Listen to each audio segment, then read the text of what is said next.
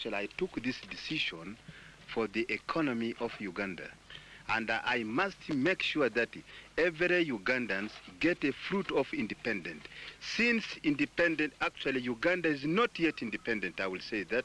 Even when the British handed over on the 9th of October 1962, the Uganda still not yet independent. Uganda will be independent after this, my decision, after I want to see that the whole Kampala street is not full of Indians. It must be proper black, and administration in those shops is run by the Ugandans. His worst, but actually the best thing he ever did was give the country back to the African. Yes. To this day, even our president today still insists that we are not capable. He doesn't mean it, but Museveni is always saying, oh, Ugandans cannot do anything. Amin was the reverse. Sorry to tell you this. A share? Did you get a share? No, by the way. Yeah. Do you know the reason for the divorce of the 3 wives? No. Because they took up business, and he had said no family members. So he was walking the talk. He actually divorced his women on the fact that they took shares out of the expropriated properties. And he had said no family members to take up business. People say, oh, he just divorced his wives. And no, he was actually saying that was wrong. It's harsh to just divorce people like that, but he was trying to show that it is wrong what they were doing.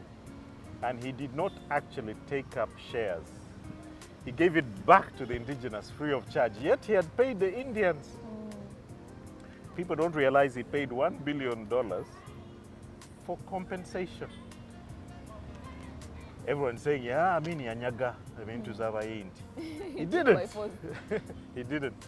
He paid for it. In overall, what childhood memories do you have with your dad? The love. Listen, the Muzei loved his children. But also it's because of that love that today I sort of ask people, if ever there's somebody who he hurt, please forgive him, because the man loved his children a lot and he gave us the best. And he did not question schools. He sent us to Christian schools. He was like, we missed out on education simply because of the saying, you cannot write from left to right. Do you know some people were basing where they sent their children, no, you cannot write from left to right. Yeah? To be right to left. Yeah. Yeah? I'm telling you a very strange thing, but it's important because some Muslim families refuse to send their children to school because of that, simply because of that.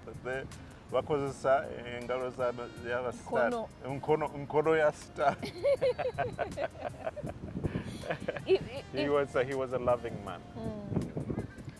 There's this movie, The Rise and Fall of Idi Amin. Do you think it fairly depicts who Idi Amin was? It was totally wrong because it was coming from the Aga Khan and the Indian community.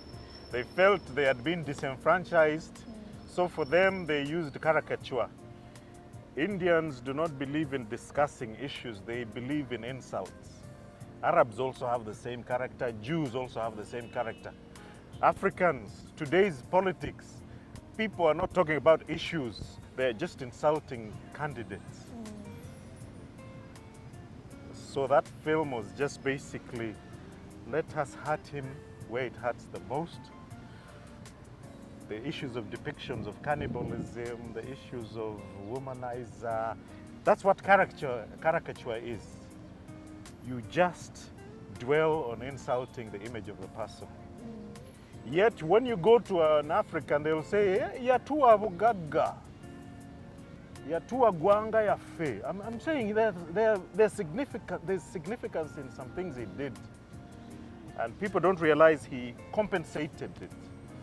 But people dwell on that. And Africans fear the unknown. They felt he put us in the forefront of world media. And some people even say, Yatuswara. Swazi. You're too swaza. Sorry, you're too swaza. But for me, As a siswala. son.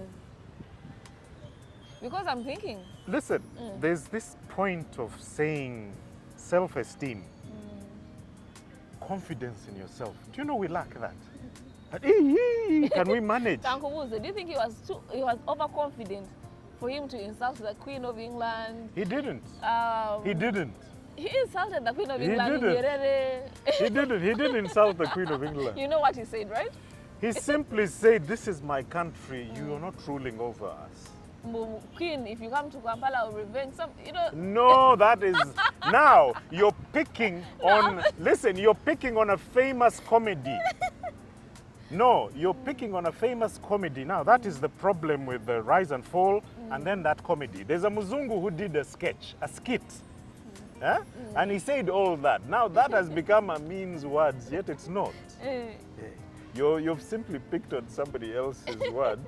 Because I want to get it from, because no, you see, there's a famous magazine called Punch, and those are the things they used to write in there. So it's almost like you picking red pepper and taking it for the gospel. How come you're not an army person? Your dad loved so much. I look like a military. I even get And you're very salutes. strict. I get salutes from people thinking I'm somebody that they think they know. I'm like, hey, I'm a civilian. Why are you saluting me? Probably giving salutes to. You see, it was the only avenue for our people. The military or being a Kasamvu. With the level of education that has risen, I'd rather be a commercial farmer. You people, the wealth creation is a reality. Let's pick up that one. If you have 5 acres, do something with it. Commercial farming is the way to go. I would rather get everyone in our village combining their 5 acres, consolidating is a better word, and then we make a circle, and it will become a circle of farmers who can do mixed farming collectively.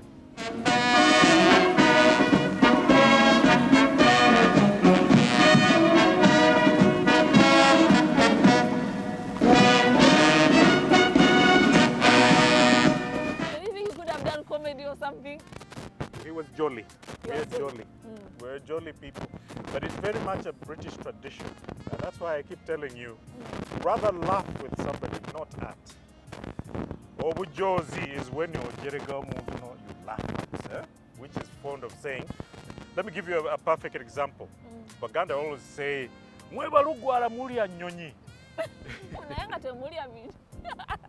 yeah, hey, you guys eat ants. Exactly. So how does that offend you?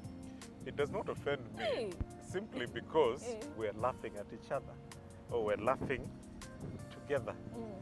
Did you know he tried once to force the Queen of England to bow before him? She didn't. He didn't. And she did not, is what I'm trying to say. There was a General Blair. Let me explain the circumstance of that story. General Blair and Major Ian Graham. One was his former army commander, the other was the chief of staff of the British Army. They had come to get a gentleman called Dennis Hill. Dennis Hill had written a caricature. He was calling Muzee, my father, a white pumpkin. And he was saying he was ruling the country like a village chief. Okay. So he was scheduled for firing squad, and he only said only the Queen can come to pardon who? For him to release. So he eventually sent a prime minister, a former prime minister who came.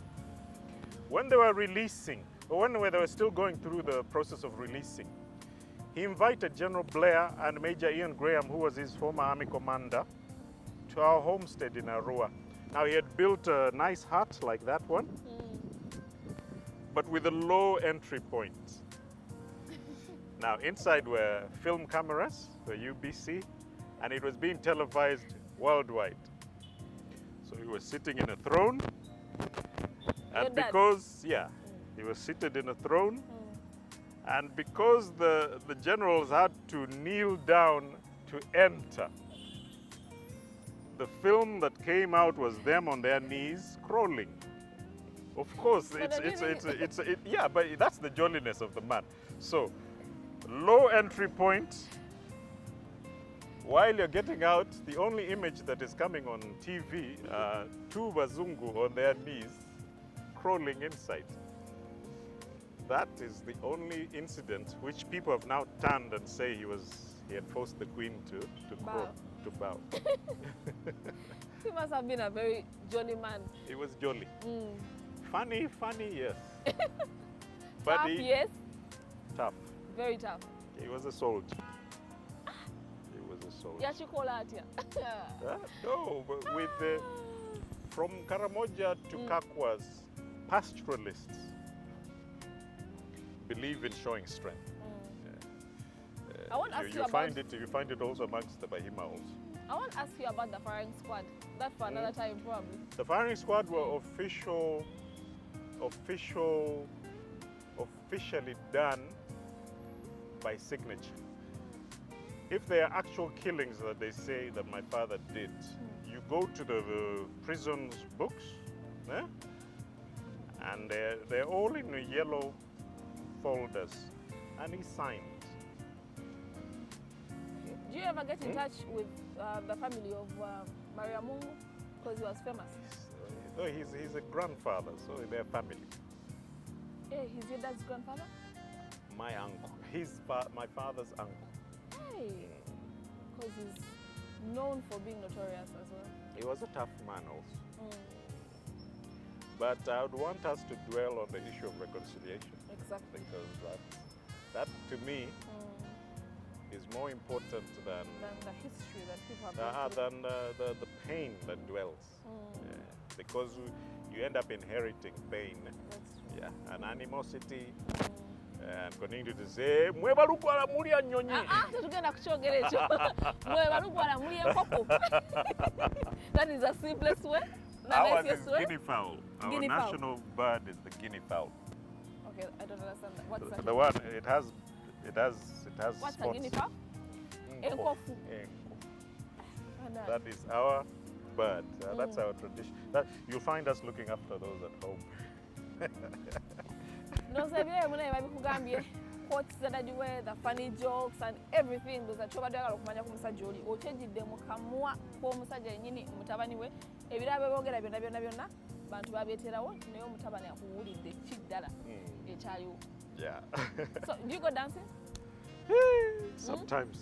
But I'm old, an old niece now. No, you forget that hip-hop started during my era.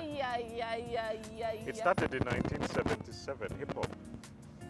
So what were the dances? Like how did you guys dance? The same thing, windmill. Like back, what's that? That's Moonwalk? Moonwalk is not like that. How is it done? Moonwalk is like this. No. That's the moonwalk. No, I'm hip-hop. Today is not hip-hop, we are hip-hop. What is hip-hop? Huh? That's the backslide. Like that? Yeah, that's the backslide. I thought hip-hop like... Hip-hop started 77 to 92. That's the golden era. Today is just a kayola. The songs are back to life. That is soul. That is soul. I'm not getting anything. Probably we'll come back for hip-hop lessons now from Jafar Amin. They call me the godfather. The godfather of hip-hop? No, the people here. Jafar Amin, the godfather. Of hip-hop. Hey. Just play around with my mind. I'm not. I'm talking about the community that looks up to me. May God bless you in all your endeavors. Thank you. May He give you the strength, the courage. You see, we have a saying, life has humbled me. You'll never see me in an expensive car. That was in my past. I might never step in a helicopter again, but I'm walking the straight and narrow, and may God fulfill all the blessings that we deserve. Amen. Amen.